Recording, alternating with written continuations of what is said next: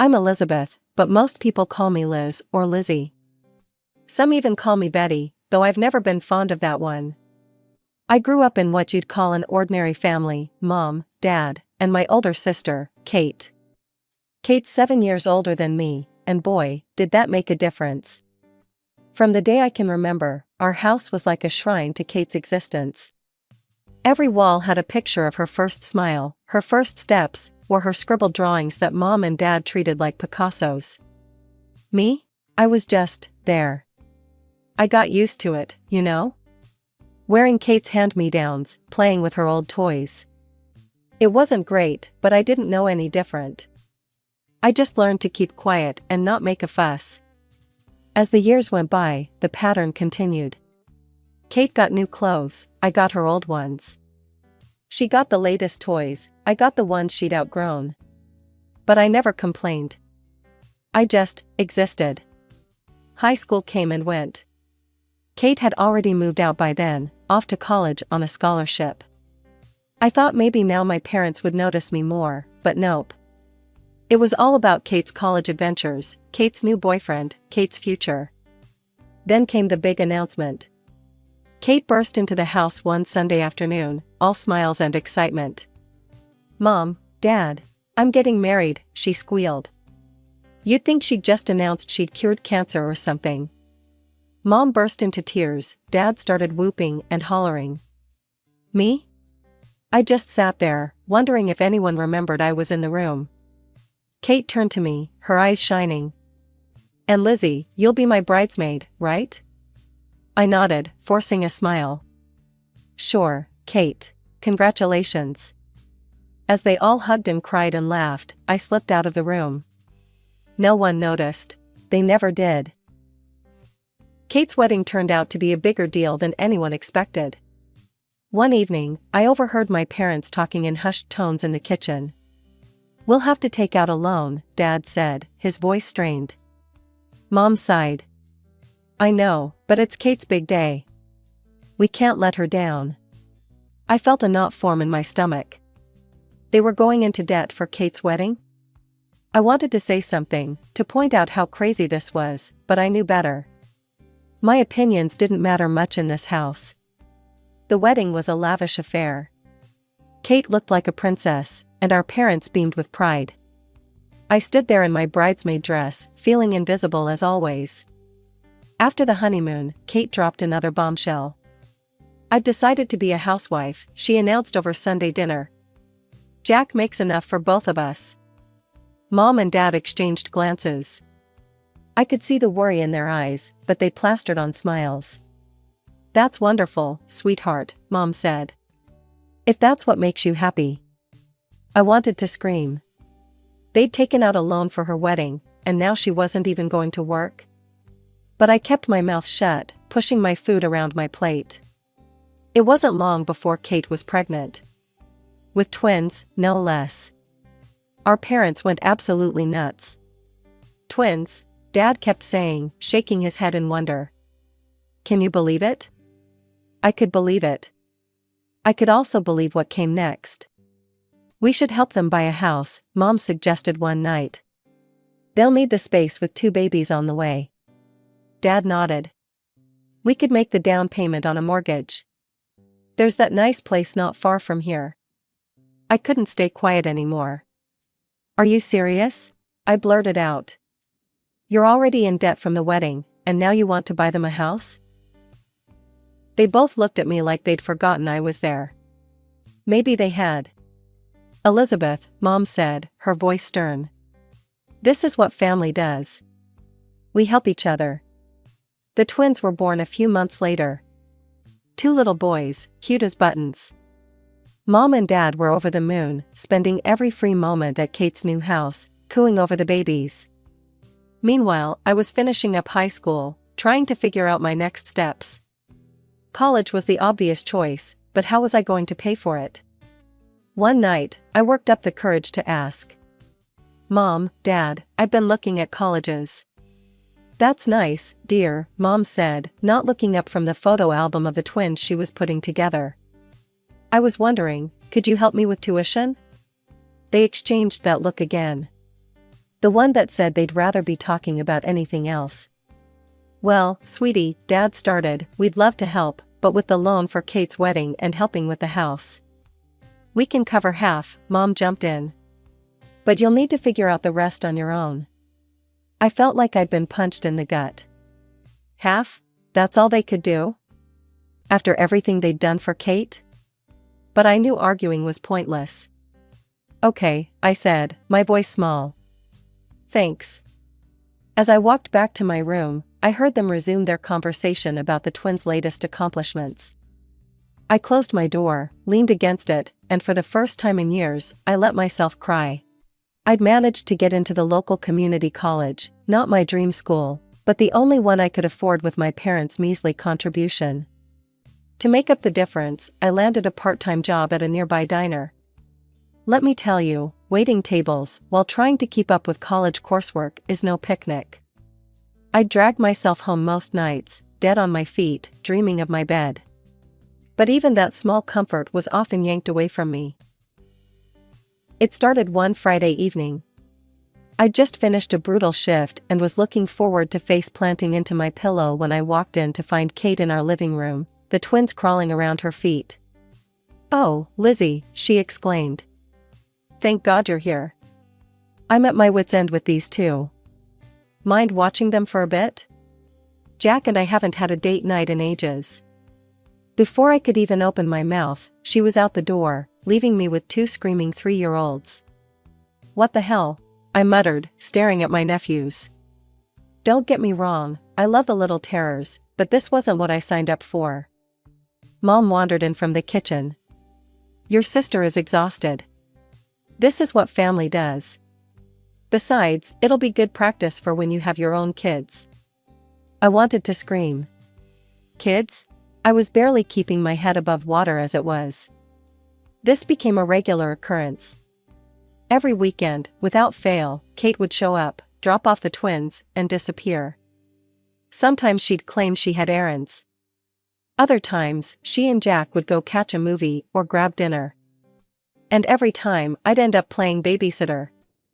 One Saturday, after a particularly hellish week of exams, I'd had enough. Kate had just breezed out the door, leaving the twins mid-tantrum. "Mom, Dad," I said, trying to keep my voice steady. "This isn't fair. I'm exhausted, I work, I study, and now I'm expected to give up my weekends too?" Dad barely looked up from his newspaper. "Lizzie, your sister needs the help. You should be glad to do it." "But what about what I need?" I protested. "I'm running myself ragged here." Mom sighed. "Elizabeth, don't be selfish. Kate has 2 children to look after. You don't know how hard that is." I gave up. It was clear they weren't going to listen. So I resigned myself to my fate, classes during the week, work in the evenings, and unpaid babysitting on the weekends. Personal life? Huh. That was a joke. The closest thing I had to a social life was making small talk with customers at the diner. Dates? Forget about it. Between work, study, and the twins, I barely had time to shower, let alone meet someone. I was at my breaking point. The constant juggle of work, school, and forced babysitting had left me drained, both physically and mentally. I needed a break, a real one, away from everything and everyone. So, I made a decision. "Mom, Dad," I announced one evening, "I'm taking a few days off. Going to the beach." Their reaction surprised me. For once, they actually seemed happy for me. "That's wonderful, Lizzie," Mom exclaimed. "Where are you going?"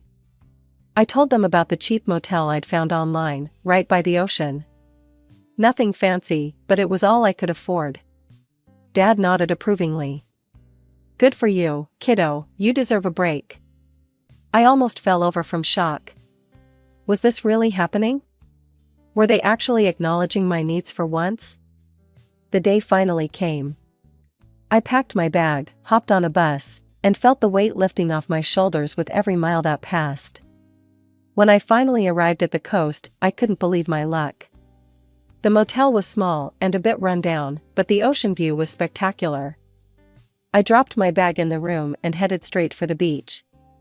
The salty air filled my lungs, and for the first time in months, I felt like I could breathe. I treated myself to lunch at a cute little seaside cafe, savoring every bite. No screaming kids, no homework, no customers to please. Just me, my thoughts, and the sound of the waves. As the sun started to set, I headed back to the motel, already planning my evening of peaceful solitude. But as I approached my room, I heard familiar voices. "Surprise, Lizzie!" I froze. There, standing outside the room next to mine, were Mom and Kate, with the twins running circles around their legs. "What are you doing here?" I stammered, my heart sinking. "We couldn't let you be all alone on your vacation," Mom chirped. "So we decided to join you. We're right next door." I noticed their suitcases outside one of the nicer rooms. Of course, they'd splurged on themselves while I was in the budget option. Before I could process what was happening, Kate was pushing the twins towards me. "The boys have been dying to see the ocean. You don't mind watching them for a bit, do you?" "I want to take a walk on the beach. And I need to run to the store," Mom added. "We'll be back soon." Just like that, they were gone, leaving me standing there with two overexcited 3-year-olds tugging at my hands. What followed was the worst vacation of my life. The twins were out of control, tearing around my small room like tornadoes. They ripped the curtains, broke glasses, and somehow managed to clog the toilet with apples. I had to shell out money I didn't have for repairs and to call a plumber. By the end of the weekend, I was more exhausted than I'd ever been. The final straw came when Kate had the audacity to complain about how tired she was from all the traveling.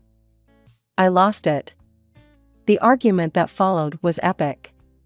I yelled, Mom cried, Kate sulked, and the twins screamed through it all. I packed my bags that night and caught the first bus home in the morning. As I watched the coastline disappear behind me, I felt something shift inside. This couldn't go on. Something had to change. I dragged myself through the front door, exhaustion weighing heavily on my shoulders. Dad was in his usual spot, eyes glued to the TV. He barely grunted a hello as I passed. I crashed into bed that night, my mind a whirlwind of emotions and half-formed plans. When morning came, I knew what I had to do. I was halfway through packing my suitcase when I heard the front door slam. Mom's voice rang out, sharp and irritated. "Elizabeth, where are you?" She appeared in my doorway, face flushed with anger. "I can't believe you just left us there. Do you have any idea how difficult it was to manage the twins on our own?" I bit back a retort about how I managed the twins on my own all the time. Instead, I just kept packing. Mom's eyes narrowed as she took in the scene. "What are you doing?" "I'm leaving," I said, my voice steadier than I felt. "I'm moving out, I need my own life." Their reactions were immediate and predictable. "How can you be so selfish?" Mom cried. "After everything we've done for you." Dad's face turned red. "You ungrateful girl. Have you thought about your sister? Who's going to help her with the twins?"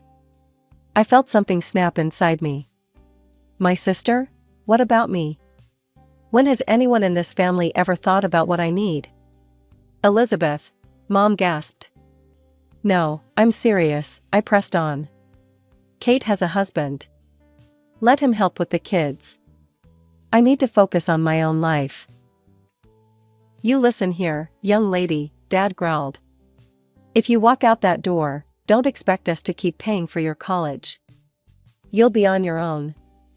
I looked at them both, these people who were supposed to love and support me unconditionally. In that moment, I realized they were strangers to me.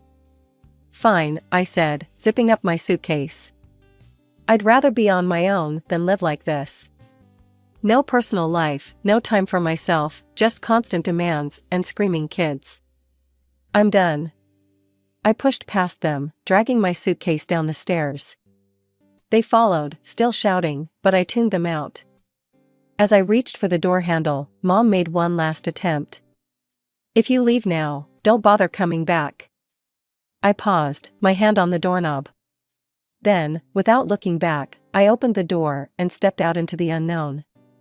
The next few weeks were a blur. I crashed on a classmate's couch while scrambling to find a more permanent solution. Eventually, I connected with a girl from my study group who was also looking for a roommate. We found a tiny apartment that we could just barely afford between the two of us. With my parents cutting me off financially, I had to pick up more shifts at the diner. I was working almost full-time on top of my classes. There were nights I thought I wouldn't make it, when the exhaustion was so deep I could barely think straight. But you know what? For the first time in my life, I felt free. No one was making demands on my time. No one was guilting me into babysitting or putting their needs before my own. The apartment was small, my bed was a mattress on the floor, but it was mine. I threw myself into my studies with a determination I didn't know I possessed. Every all-nighter, every missed social event, every extra shift, it was all working towards my goal. My future. Before I knew it, 2 years had passed. As I sat in the auditorium on graduation day, waiting for my name to be called, I scanned the crowd. A small part of me hoped to see a familiar face, Mom, Dad, even Kate. But the seats I'd reserved remained empty. Life after college was like stepping into a whole new world. I landed a job at a marketing firm, and suddenly, I had a steady income that wasn't just scraping by. For the first time in years, I could breathe easy. I rented my own apartment, nothing fancy, but it was all mine. No roommates, no family drama, just peace and quiet. And let me tell you, it was glorious. I started doing all those normal things I'd missed out on before. I went on dates, made new friends, even had a couple of short-lived relationships. Nothing serious, but it was fun to just be young and carefree for once. My parents? They were still in the picture, but barely. We'd talk maybe once a month, stilted conversations full of awkward silences and thinly veiled disapproval. They were still sore about me moving out, and I wasn't exactly rushing to mend fences. Then came my 25th birthday. I had plans with friends, nothing wild, just dinner and drinks. But a week before, I got a call from Mom. "Elizabeth," she said, her voice oddly cheerful, "we want you to come over for your birthday. The whole family will be there." Against my better judgment, I agreed. When I arrived at my parents' house, it was like stepping back in time. Kate and her husband were there, the twins, now 7 years old, running around like little tornadoes. Various aunts, uncles, and cousins milled about, all smiles and hugs. "Happy birthday, Lizzie," they chorused as I walked in. I plastered on a smile, accepting hugs and well wishes. Then came the gifts. Most were typical: clothes, books, gift cards. But then Mom handed me an envelope with a flourish. "This is from all of us," she said, beaming. I opened it, my stomach sinking as I saw what was inside. A ticket to a beach resort. "We're all going," Dad announced proudly. "A big family vacation. We've paid for everything." I froze. A family vacation with the twins? It was my ruined beach trip all over again. I opened my mouth to refuse, but Mom squeezed my arm, whispering harshly, "Don't you dare make a scene. Not in front of everyone." So I smiled and thanked them, all the while screaming internally. The party wound down, relatives trickled out, and finally, it was just us, me, Mom, Dad, Kate, and her family. That's when I let loose. "I'm not going," I said flatly. "What?" Kate gasped. "But it's a family trip." "Exactly," I replied. "And I'm not interested in spending my vacation babysitting your kids again." Kate burst into tears. "You don't love us at all, do you? You don't care about your nephews?" "I care about them just fine," I snapped. "But if I wanted kids, I'd have my own." The argument went round and round. Mom called me ungrateful, Dad looked disappointed, Kate kept crying. They all tried to guilt me, to pressure me into giving in. "Fine," I said finally, my voice tired. "I'll go." They all looked relieved, like they'd won some great victory. But they had no idea what was coming. The day of departure arrived, and I found myself at the airport, surrounded by my overly cheerful family. Kate and her husband were practically bouncing with excitement, already making plans for all the alone time they'd have while I watched the twins. "You'll have so much fun with Aunt Lizzie," Kate told the boys, winking at me. "She'll take you to the beach, build sandcastles, maybe even go snorkeling." Mom and Dad were beaming too, going on about how nice it would be for Kate to have a break. Not once did anyone ask what I wanted to do on this vacation. It was clear they all saw me as nothing more than a convenient babysitter. As we approached the check-in counter, I made my move. "Oh," I exclaimed, feigning discomfort. "I need to use the restroom." "You guys go ahead and check in. I'll meet you at the gate." They nodded, distracted by wrangling luggage and excited children. I watched them join the queue, then turned and walked briskly in the opposite direction. My heart was pounding as I approached a different check-in counter. I handed over my passport and the ticket I'd bought weeks ago, a flight to a small, peaceful island resort. Once through security, I found a quiet corner and pulled out my phone. My hand shook slightly as I typed out a message to Mom. "I'm not coming with you, I'm going on my own vacation. Enjoy your trip." I hit send and immediately turned off my phone, not wanting to deal with the fallout just yet. I could almost hear the explosion of anger and disbelief that would be happening at the other check-in counter. As I settled into my seat on the plane, I turned my phone back on briefly. It immediately exploded with notifications, missed calls, voicemails, angry texts. I listened to one voicemail from Mom, her voice shrill and furious. "Elizabeth Morgan. How dare you abandon your family like this? You've ruined everything. Your sister is in tears, her husband is furious, they were counting on you to watch the boys. And I had plans. You are the most selfish, ungrateful." As the plane took off, I sipped my champagne and gazed out the window. The guilt was still there, a small knot in my stomach. I knew I'd have to deal with the fallout eventually.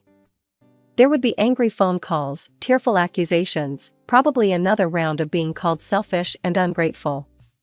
But overwhelmingly, I felt free. Light. Like I could finally breathe. For the first time in as long as I could remember, I was going on a trip that was just for me. No obligations, no babysitting, no family drama. Just me, the beach, and whatever I decided I wanted to do. As the plane touched down on the small, tropical island, I felt a weight lift off my shoulders. The warm breeze that greeted me as I stepped off the plane seemed to whisper, "Welcome to freedom." I checked into my resort, a modest but charming place right on the beach. As I unpacked, curiosity got the better of me, and I turned on my phone. Instantly, it exploded with notifications. Hundreds of text messages, missed calls, and voicemails flooded in. With a mix of amusement and trepidation, I scrolled through some of the messages. "How could you do this to us, Mom? You ruined everything, Kate. You're so selfish, Elizabeth, Dad." I couldn't help but smile. For once, I had chosen myself over their demands. I turned the phone off again and tossed it into the hotel safe. For the next week, I was unreachable. And what a week it was. I lounged on the beach, read books uninterrupted, went snorkeling, and even tried my hand at surfing. I chatted with other vacationers, went on a few casual dates, and stayed out as late as I wanted. No schedule, no responsibilities, no screaming kids. Just me and the rhythm of the waves. All too soon, it was time to head home. I returned to my apartment tanned, rested, and more centered than I'd felt in years. But the real world was waiting to intrude on my newfound peace. The very next day, there was a pounding on my door. I opened it to find Mom and Kate, faces red with anger. "How dare you?" Mom screeched, barging in without invitation. "Do you have any idea what you've done?" Kate wasn't far behind. "You ruined our entire vacation." The boys were devastated. They launched into a tirade, their voices overlapping as they hurled accusations and insults. I was selfish, ungrateful, a terrible daughter and sister. I owed them for the ticket they'd bought me, for the vacation I'd ruined, for the childcare I'd failed to provide. I let them rant for a few minutes, their words washing over me without sticking. Then, calmly but firmly, I spoke. "That's enough," I said, my voice cutting through their noise. "I don't owe you anything. Not money, not childcare, not my time. I'm an adult, and I get to make my own choices." Mom opened her mouth to argue, but I held up a hand. "I'm not discussing this further. Please leave. When you're ready to treat me with respect and have a calm conversation, we can talk. Until then, I think it's best we don't communicate." They stared at me, shocked into silence. Then, with a few more choice words, they stormed out. As the door slammed behind them, I let out a long breath. It wasn't easy, but it felt right. Over the next few weeks, I made some big changes. I found a new apartment in a different part of town and moved without telling my family my new address. I threw myself into my work and picked up some new hobbies, painting, yoga, even started learning a new language. It wasn't always easy. There were moments of doubt, pangs of guilt. But every time I came home to my peaceful apartment, every time I made plans without worrying about babysitting duties, every time I pursued a new interest just because I wanted to, I knew I'd made the right choice. I don't know what the future holds. Maybe someday, my family and I will find a way to have a healthy relationship. Maybe not. But I do know this, I'll face whatever comes on my own terms, standing tall and unapologetic in the life I've chosen for myself.